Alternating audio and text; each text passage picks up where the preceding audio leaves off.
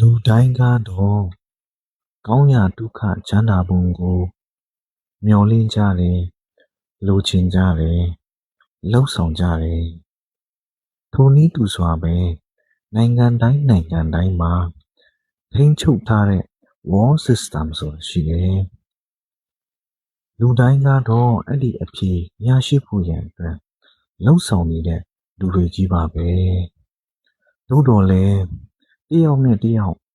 အဖြေရပုံချင်းဘာကြောင့်မတူကြတာလဲဥပမာကျွန်တော်တို့